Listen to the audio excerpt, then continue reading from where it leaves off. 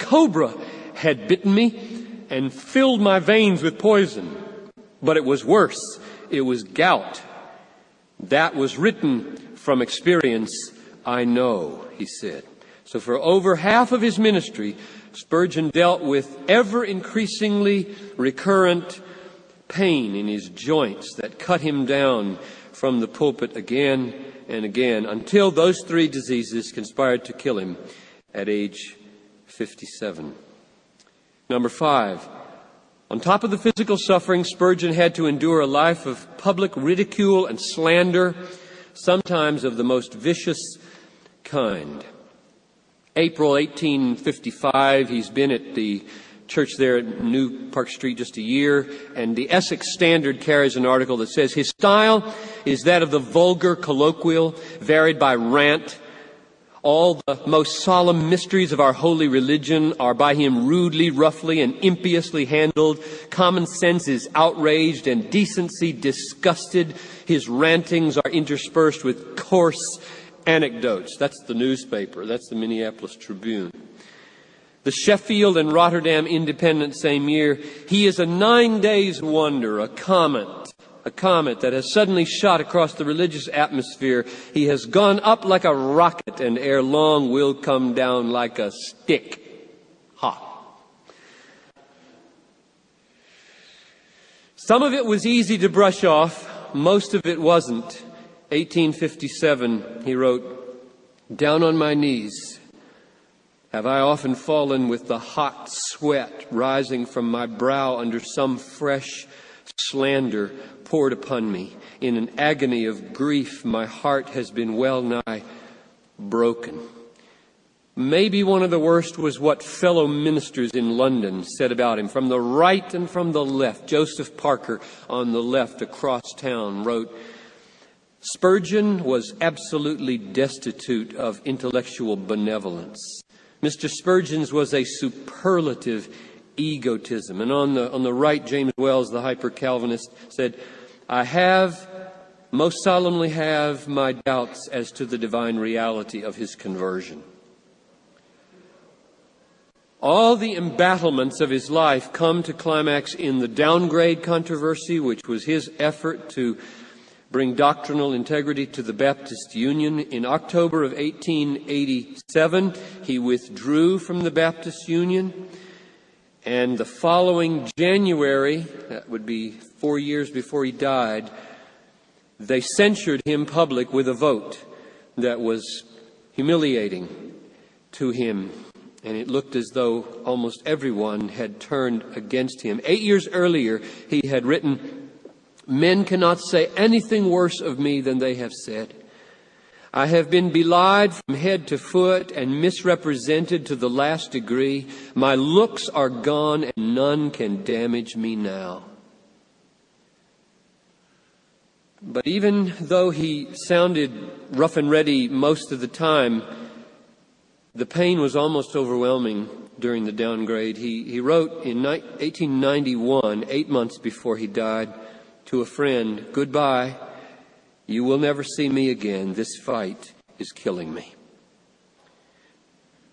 And finally, the adversity of depression.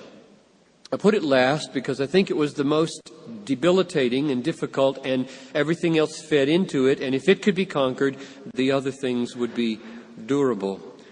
It's not easy for me, I don't know if it is for you, to imagine the omnicompetent, eloquent, brilliant, full of energy, mighty Spurgeon weeping like a baby for no reason that he could think of.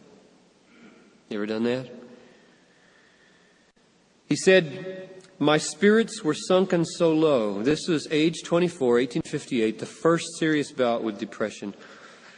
"My spirits were sunken so low that I could weep by the hour like a child, and yet I knew not what I wept for." He wrote, "Causeless depression cannot be reasoned with, nor can David's harp charm it away by sweet discoursings. You may as well fight with the mist as with the shapeless, undefinable, yet all beclouding hopelessness. The iron bolt which so mysteriously fastens the door of hope and holds our spirits in gloomy prison needs a heavenly hand to push it back. He regarded his despondency or his depression as his worst feature. That's his phrase, worst feature. He said, despondency is not a virtue. I believe it is a vice. I am heartily ashamed of myself for falling into it, but I am sure there is no remedy for it like a holy faith in God. And yet, somehow, this man preached again and again and again until June 7, 1891, for the last time in the Metropolitan Tabernacle before he went off to Menton, France, to try to recuperate where he died. Now the question then is, my last question is, how did he persevere and preach through this adversity?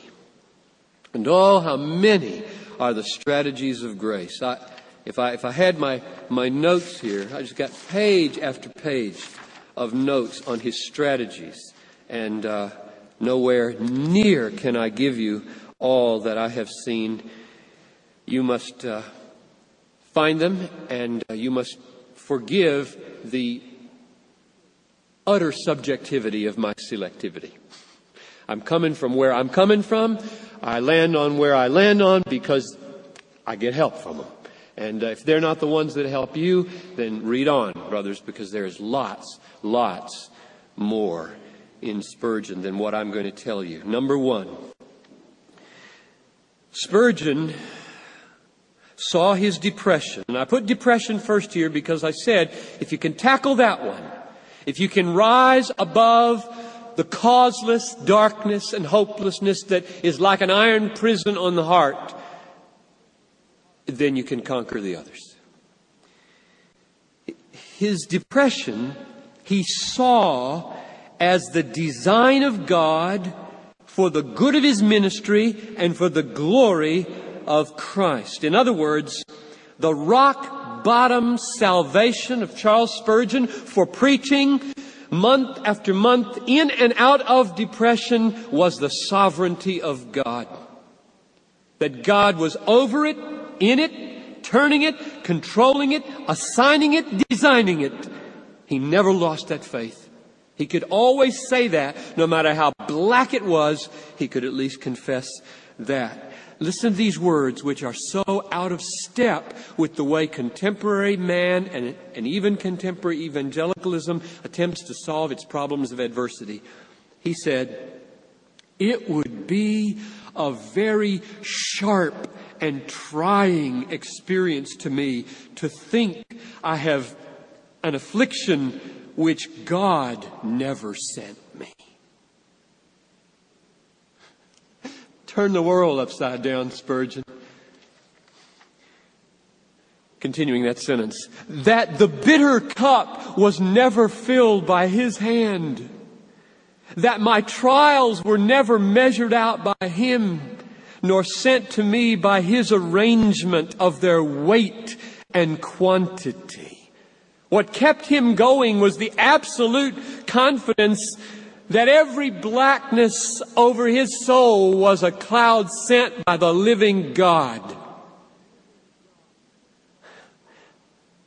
I hope that you will hold fast to this vision of God and beware of new paradigms being offered you today, who think not only does he not control the future, he doesn't even know what's coming. And the review in Christianity Today, 2 issues ago, the title over Doug Kelly's article was very perceptive. Afraid of infinity. Mark you, that is what is epidemic today. Afraid of infinity. Spurgeon was not afraid. This was his life. If God is not God over my depression, What shall I do? It is not the sovereignty of God